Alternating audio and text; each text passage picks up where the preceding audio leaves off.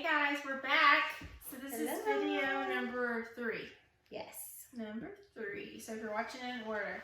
So this time we are going to find this symbol right here. I hope you can see it. We're going to talk about that. That's kind of a weird looking symbol. So this story can be found in John chapter 13 verses 1 through 17. So this part of the story is where things start to get a little more intense, I think is the best word to describe it. So at this point, I want to go back just a little bit. Jesus came to town. He was there to celebrate what's called the Passover. So the Passover isn't something that we usually celebrate anymore. So it's a little bit of a hard thing to understand. So we wanted to talk about that just a little bit so you can understand. Passover was a Jewish tradition that these people celebrated, and they would have celebrated it every year. It was a big deal. So everyone gets together, you're together in families, kind of the way we would celebrate Christmas a little bit, and like that families are all together for this big moment. There are a lot of readings that they would do from the scripture, and they would have a meal together. So that's kind of the part we're at now. But Thanksgiving. Yeah, we're like Thanksgiving. That's perfect. So we're going to get to the meal in just a minute, but we want to talk about this first. So Jesus, they were all together, and the goal was to be together for this meal. But when Jesus came in, he decided to wash the feet of his disciples. And that seems kind of gross, and I get that, and a little weird. But in this day, it was even more gross because the roads were all dirt, and not only that, but they didn't have cars, they had animals. So animals were walking along the streets and going to the bathroom. So the roads were nasty, and these people would walk in sandals, and so their feet would get really awful. So washing someone's feet at this point was a servant's job. Yep. So for Jesus to come in and say, I'm going to wash your feet, was a big deal. And it showed how much Jesus wanted to serve his people. That's right. And we're so thankful for that. And that plays such a big role in the stories to come. So, so Jesus washed his disciples' feet. So that's what that picture is all about. That's the hand washing feet in a bowl. So that happened first, and then... And one of the disciples tried to get him not to, right? Yes, that's true. What was his name? Peter. Yeah. So Peter didn't want him at first to wash his feet because he didn't think he was worthy of that, and that he should wash Jesus's feet, which I think we all kind of think that way, right? I think so. But when he told him, you will not have any part in me, and this is important for me to do this for you, then guess what? Peter said, then give me a bath. That's right. He wanted him to wash everything. All right. So at that night, after he washed their feet, they shared a meal together. And like she said, it was the Passover. Now it's referred to as the Last Supper because it's the Last Supper that Jesus is going to have with his disciples. And we're going to find out why it's the Last Supper here in just a few minutes. And so it says Jesus' Last Supper with his disciples. And this can be found in Matthew 26, verses 17 through 30, Mark 14, 22 through 26, and Luke 22, 14 through 23. And it says, and this is your symbol for this one. It's the grapes. And we're going to see what those grapes represent. I love grapes. Me too. Yeah, so here it goes. While Jesus and his disciples were eating their Passover meal, Jesus stopped and picked up the bread. He thanked God, and then he broke the bread into pieces and gave it to his disciples.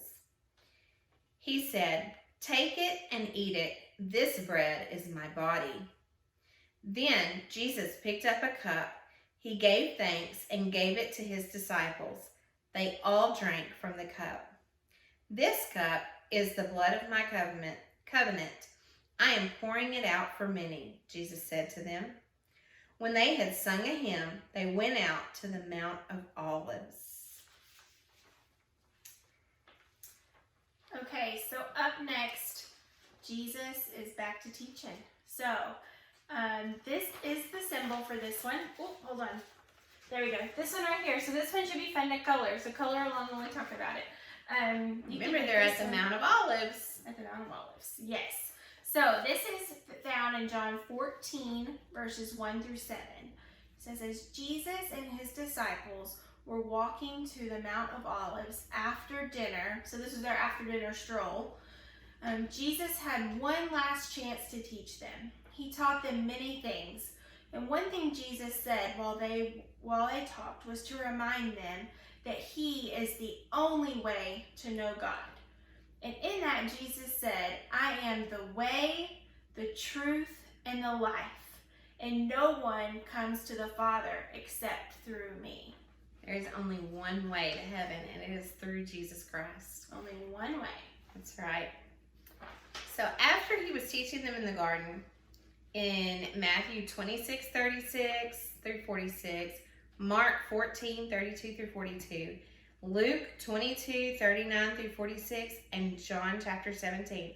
All 4 of the Gospels tell this part. That tells me that it was very important to all of them. All of them, yes. And they all remembered it. And so our next symbol are these praying hands. And it says, Jesus went with his disciples to a place called Gethsemane. And he said to them, sit here while I go over there and pray. So this was up near the mountain there. And he was going to go over and pray. And it says, Jesus went a little further away. He fell with his face to the ground and prayed. Jesus said, my Father, if it is possible, may this cup be taken from me. Yet not as I will, but as you will.